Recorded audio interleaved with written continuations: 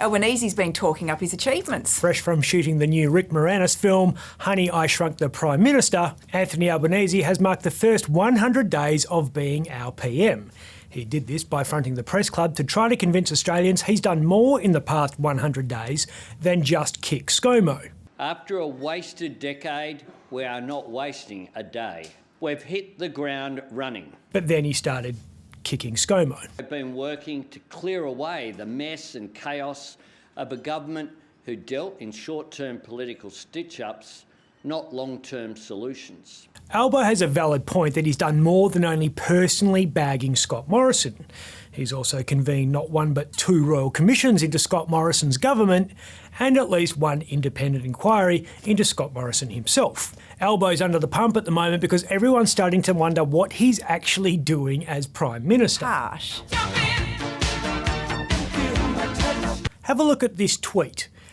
This is what Albo is patting himself on the back for achieving in his first 100 days. Supporting a pay rise for workers. That's not getting a pay rise for workers. He wrote a letter to Fair Work Australia. That's it. Taken action on climate change. He hasn't reduced Australia's emissions by one carbon molecule. All he's done is say he wants to do that in the future. Supported communities hit by floods. You don't high-five yourself every time you act after a natural disaster. That's just what governments do. We live in Australia. There's a natural disaster every 4 days. Advanced a voice to Parliament. Hasn't happened, mind. And he's still got everyone confused as about what it actually is. And these last two are the best ones. Begun to fix the crisis in aged care. Begun. And started building a better future. Just hopeless. OK, we've got to start somewhere. Well, he's good at talking. We met in the lead up to the election. We obviously met with the unions who are connected to the Labor Party, and that's an important connection with working people that we have.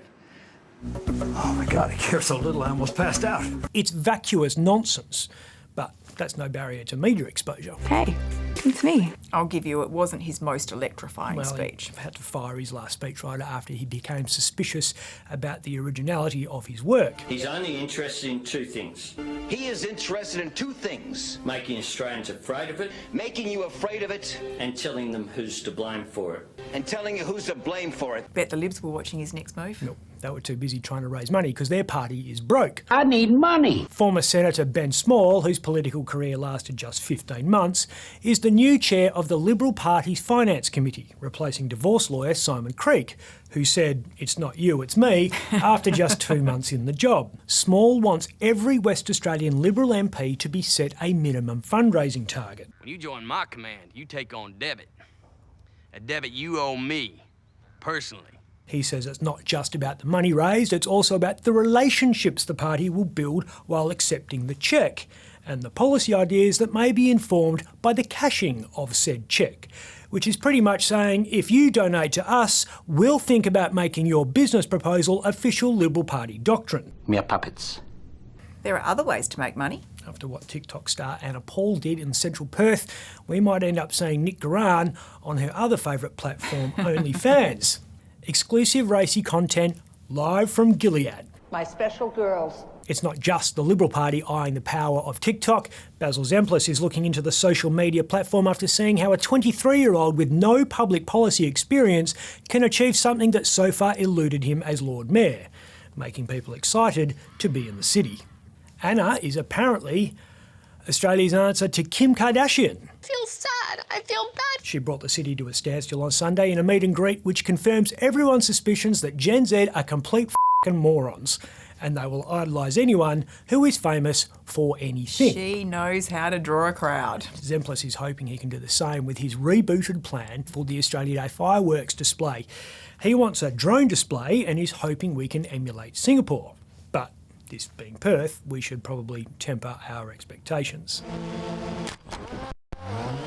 Well, let's hope it does get people to the city because, you know, traders are doing it tough. They're not alone. It's been a lean year for Andrew Forrest, who is about to cash a dividend cheque for a paltry $1,370 million. That, with the interim check he got a few months ago, means Twiggy has made just $2.3 billion in 2021-22. That's barely half of the $4 billion he pulled out of Fortescue the previous financial year. I am never going to financially recover from this. His flagging fortunes came about because FMG's full-year profit has slumped to just $6.2 billion as the price it got for its iron ore crashed to $100 a tonne. I recognise that we're facing challenging times right now. The upside is that by earning less, Australia's richest man is making inroads into the gender pay gap. I want to be effluent, Mum. Effluent. You are effluent, Kim. I'm Ben Harvey. For more Up Late, click the subscribe button below.